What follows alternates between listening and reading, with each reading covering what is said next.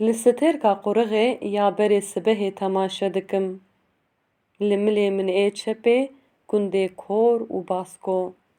Ji bo li ser ger û evîna derwêşan bixwîne li hemana ye.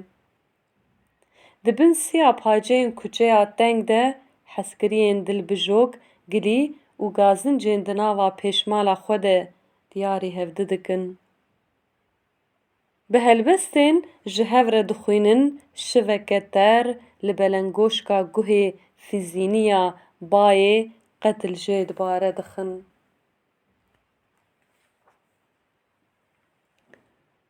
Ji bo ji xunava pelên li ser dara miradan vexwin, çîroka Husênê Kurd ji ber dikin. Li aliyekî din, parsekên xwediyê potên zîval zîvalî yên li ber deriyên xêr û xêratan dihênijin. Lê tenê nanê bêxwe para wan dikeve.